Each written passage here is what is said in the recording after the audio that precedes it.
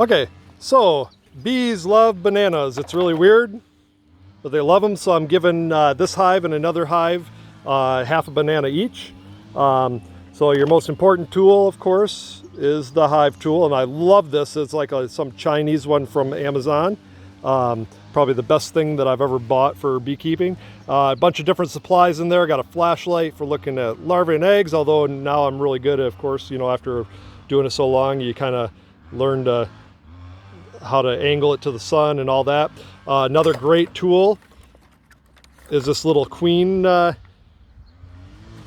thing. So you can catch a queen, throw her in there, as long as she's not a virgin, and then bring her up. I don't mark my queens because I've gotten pretty good at seeing, you know, finding them, and I think it's just another added stress on them. If you ever caught a queen, she starts going, making all kinds of piping and nasty noises. She's not happy, and I wouldn't like being picked up and, you know, thought I was going to die. So yeah, okay, so I'm going to try to set this so I can actually show you guys a video of this. So bear with me.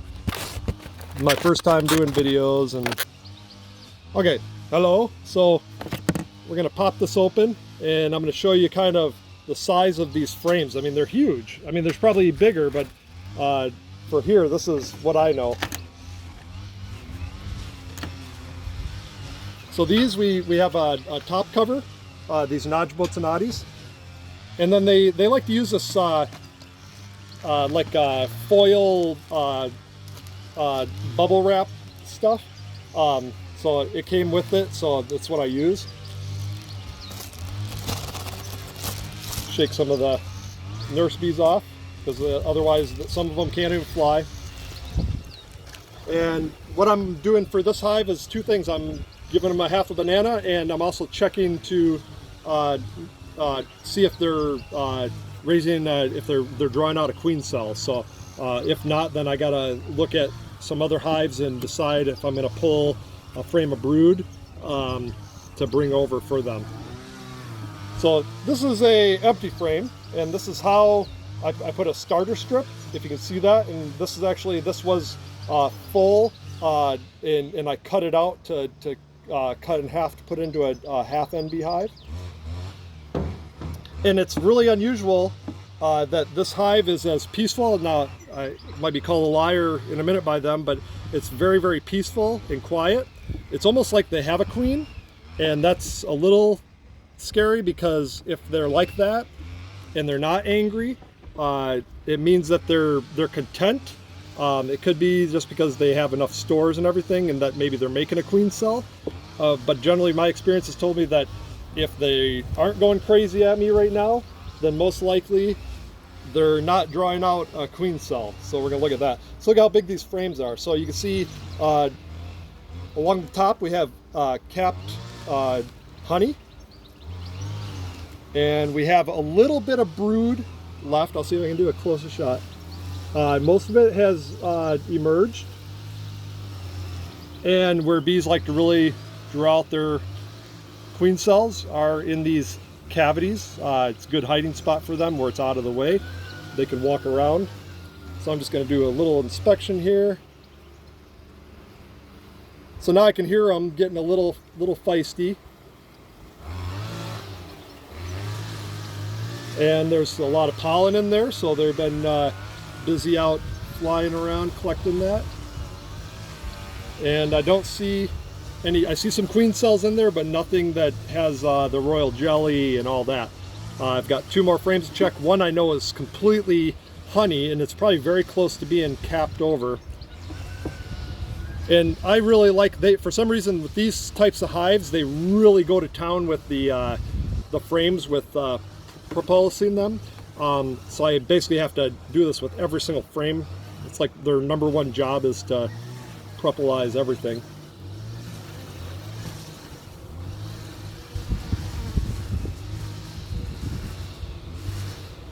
And again, you've got the ring of food around.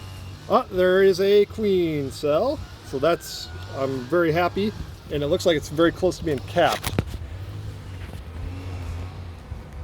I'm going to spin this camera around if I can get it with my, well, maybe not. So yeah, let me see if I can turn it around. Sorry for that. There we go. Okay, so right there is a very nice queen cell. They built that up really quick. Sorry, they built that up really quick.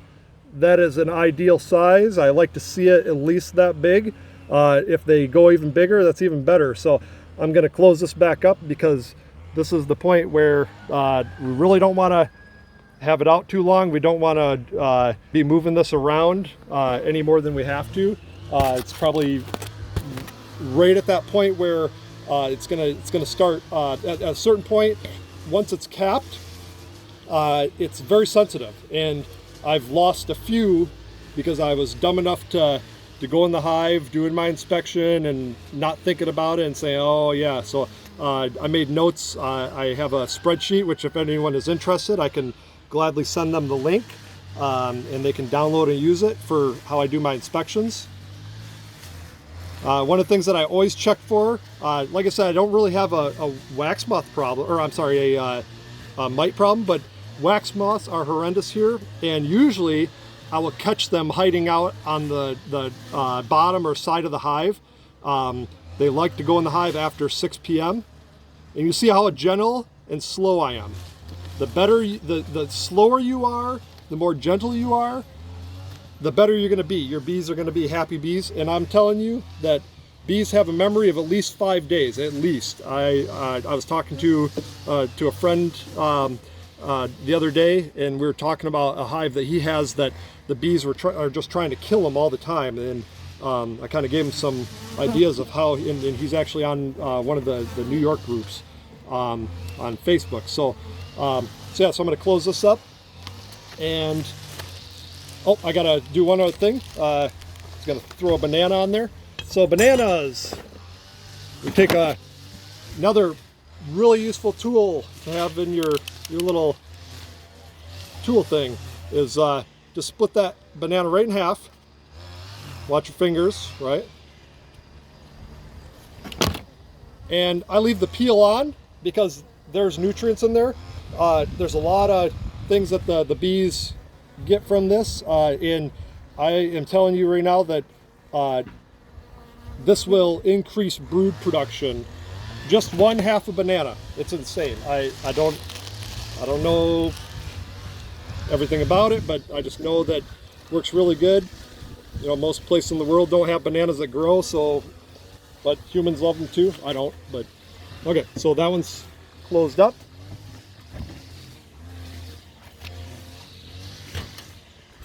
And we'll move over to other hive that we're gonna put a banana on. And I actually might, depending on what this hive is doing right now, I may put a second brood chamber on. So we'll see. We're gonna see. These guys, they have a queen. That's my first queen. She is an awesome layer. And so I split this from my first hive into this. And my goal is to start doing these NB, half NBs. Right now they're kind of peaceful, but the other day they were kind of going crazy, and we'll see what happens. So that's why I've got the camera pointed this way, so you could see when bees get pissy, what happens. So right now they're pretty peaceful. I fill this feeder. Switch it over. So I fill this feeder every day. And they drew out from one frame to, we'll see where it's at in a minute here. I'll couple out. But they draw it out very fast. And there's actually not much in terms of nurse bees anymore. They're probably all graduating to foragers by now. And so it's all going to be, I mean, there's nurse bees that are tending to brood, but that's about it. So I'm going to set this down. I'm going to pop this guy off here. So you can see it's just, it's got that cover so you can pull that off to if you've got an open feeder. And also if you look, the propolis, whatever you call it. In Hungary, all the O's are long O's, like a hard O, so propolis. And we've got 1, 2, 3, 4 frames, and they're starting another one. I'm just going to show that for anyone that's interested. I have no idea how many people will watch this video, but you know what? If somebody's willing to show, it's a great way to learn. So they drew that out probably, I checked this 2 days ago when I put the feed in it. It was raining yesterday. And so this one, they're just filling up with nectar right away. So I don't know if you could see that, but I would be tempted to take that off and just eat it. But I need to build up this hive for winter. I want to try to get it 2 stories high. And I can see they're starting to get a little feisty as they're coming in. And sometimes that's the case where it'll be a real peaceful, quiet, and then the bees, the foragers come back, and they come back in droves. It's not just 1 or 2 most of the time. They come back and then they're like, okay, what's going on? Hive's open, doesn't look the same as when I left, and now I'm gonna get pissed and I'm gonna throw out my pheromones and everyone's gonna know. They're all gonna get mad. So this is a brand new comb. Really, really beautiful. They're actually still drawn out. This side is almost all the way drawn out. And I'm just gonna take a peek here. And that is half full of nectar and half full of, actually a quarter full of eggs on one side. Also, I don't even bother looking for the queen. If I see eggs, right, you know that the queen is laid in the last 3 days, sometimes less. There's a lot of nectar in there. So that's going to tell me that the other 2 frames are probably going to be mostly brood and then more honey or nectar on the outside. And they're very peaceful. That's good. So they must have calmed down. Maybe they got over that 5 days of being angry at me when I split them from the other hive into this. Because splitting is no fun for the bees. Okay, so we've got a bunch of different brood in different states right now. I don't know if you can see that. The sunlight probably is not the best. But I'll just kind of... But that's a really good sight. And they're still actually drawing this out. That comb is really nice. They're starting to cap the little bit of honey that's there. And I'm just going to look quickly to see if I see the great queen that I have.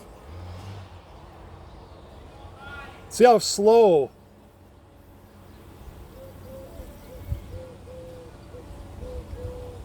You know, don't make quick jerking motions. And I see a yellow jacket on there. And if I can catch that thing, I will. They will kill that thing really quick. It's amazing. And I got it. I squished it with my thumb. Well, partly. It's trying to, oh, just stung me. Luckily it's my glove. So you can see that. I'm gonna just let it sit there for a minute until I put this down. Oh, it flew away. So yeah, those yellow jackets, I'm telling you, they will come and they will kill as many bees as they can for their heads. It's insane. I had a nest up in our garage attic, and one day they were just coming back with these big, looked like chunks of meat, and I'm like, what the heck is that? And then I went out to the hive and I realized what was going on. And from that point on, it was kill yellow jackets. So another frame almost drawn out. This actually I think is the first frame I put in. They had, because they basically had to start from scratch. They had to start drawing out from nothing. So basically I forced, so here's the queen. I don't know if you can, let's see if we can get her in there. So right now, she is right there. She is a really great queen. Hopefully let's see, where did she go? Yeah, right there. She's actually making some noise too. She's an angry queen, I'll tell you that much. I caught her to clip her wing. I let her go the winter. So I got her in June of last year, and she built up that Nudge Botanati hive to overflowing. I was tempted to just let it go for honey production, and I kind of did, and it got so bad that they were honey bound. She was actually stuck between all the frames of honey and 1 frame of partial brood. So I had to alternate them. And again, this is almost all honey. So they're just bringing in honey like crazy, and they're starting to actually draw out the next frame here. So you can see they're really busy, even though there's not much brood. So I'm actually gonna take a frame from another hive, and I'm gonna throw it in here that actually has foundation, because when I first started, I was given some pieces of foundation. So I use those just for supers, which, you know, I'm focused on splits and not super or not honey right now. But I'm gonna put one of those in here just to kind of help them boost and get that queen laying more, because they're almost producing too much honey, and we don't want that. So that's part of managing. You got to decide, okay, are you going for honey production? Are you going for splits and brood production? Right now they need to be in both. They have to be in brood production mode, because they have to build up for winter, and that's going to be happening in the next few weeks. So they're really going to have to, like August, September. September is going to be really important for that brood production for the winter bees. So September, October. October starts getting cold at night, and they need all the bees they can get to support warming, keeping the hive warm, keeping the brood warm, because chilled brood is dead brood. Okay, so I'll do a little screenshot down. So you can see that's the whole hive there. 9 frames, all new comb. And so my goal here is 2 years of a frame of comb, and then I swap it out. So that's where I'm going with this right now for how I do things. That way for some reason, these Carniolan queens love, well, there's not for some reason, they all love fresh comb to lay in compared to old black comb. And so some of my hives have really old black comb, and so I'm trying to rotate it out. And that's all.